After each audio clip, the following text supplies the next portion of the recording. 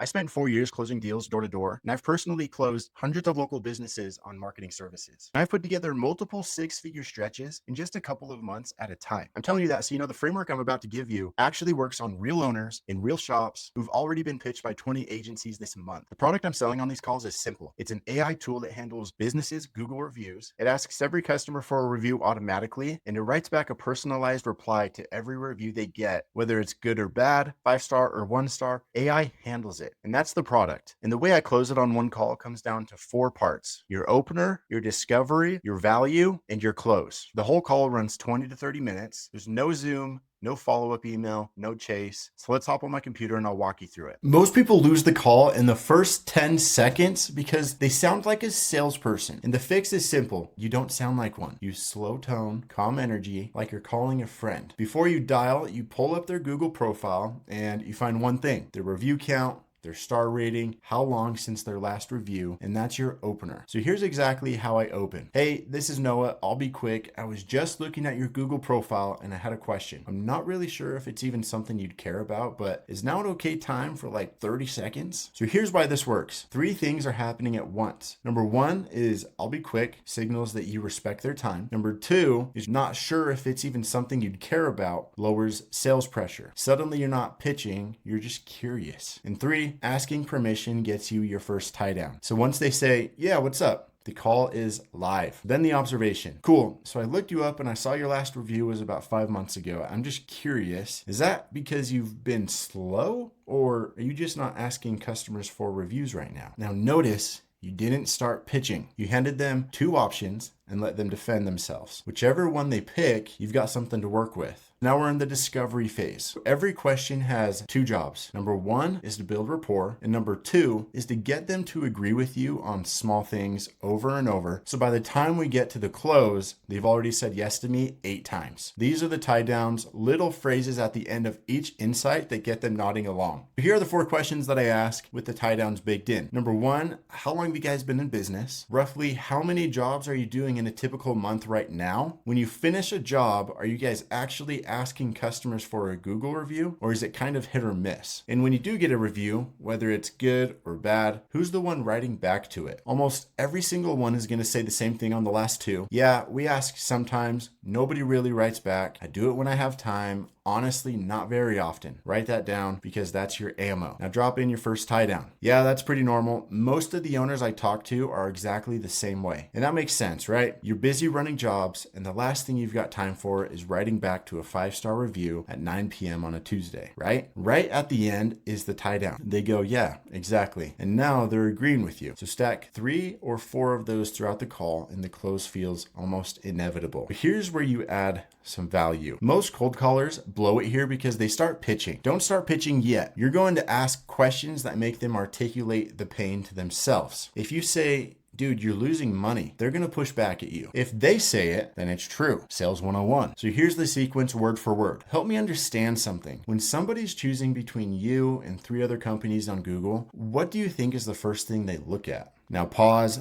let them answer. They'll say reviews, the star rating, something in that family. Whatever they say, you tie it down. So something like this. Yeah, same. And if your competitor has 80 reviews at a 4.9 and you've got 22 reviews at a 4.6, even if your work is better, who do you think they're going to be calling? They say the competitor. And now they've said it. You didn't. So keep going. And just out of curiosity, what do you think that's costing you a month? Just roughly, it doesn't have to be exact. They're going to throw out a number. Could be a couple grand, could be 10 grand. It doesn't matter. The point is that they said it. So write that down, and that number is going to be on the close. And now you teach, you add your value. This is short, simple, no jargon, and say something like this. Okay, so here's what we do. We built out an AI tool that does 2 things. Number 1 is every time you finish a job, it automatically texts the customer and asks for a Google review. It takes them 1 tap. And then 2, every time a review comes in, good or bad, it writes a professional reply within about a minute. You don't have to touch it. You don't have to think about it. Your review count and your rating just start climbing on their own. Now tie it back to what they told you earlier and say, you said earlier, nobody's really writing back right now. And you're asking for reviews kind of hit or miss. This is what fixes both of those at the same time. Does that make sense? Now you're ready to close. The close is not a pitch. It's a question. Specifically, it's a low pressure question that makes saying yes the easy answer. So start with the price, state it casually, then immediately frame the offer. The way this normally runs is $497 a month. With that said, I'm doing something special this month for a handful of plumbing businesses that I'm bringing on. I can get you in at just $297 a month, and I'll lock that price in for you for life. Meaning if your business grows or you add locations, you still pay $297 and that price never moves. Now the tieback, and this is the magic, reference exactly what they told you earlier. You told me earlier that you're doing about 25 jobs a month, and you guessed that you're losing maybe $4 or $5 a month in jobs going to competitors with better reviews. So if this tool gets you even one extra job a month, it's already paid for itself, right? Pause, let them say yes. That tieback is more work than the pitch could, because you're not arguing, you're just repeating their own numbers back to them. And now the soft close.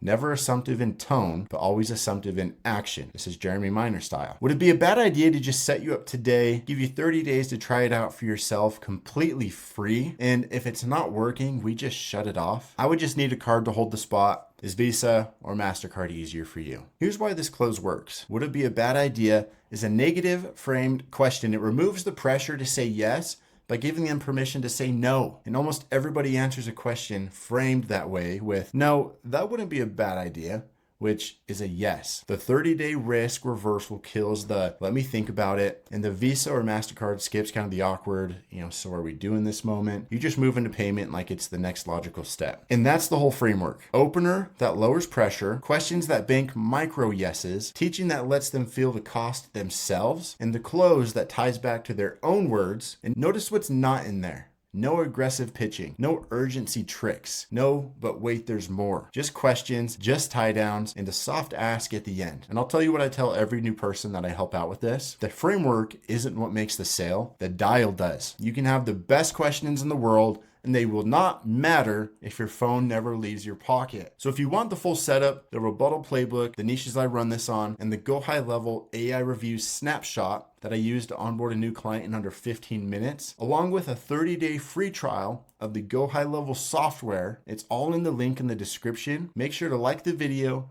comment down below, and make sure that you're subscribed, because I post walkthroughs and videos of how to set up and sell every feature that GoHighLevel offers for $300 to $500 per month. So I'll see you guys in the next one.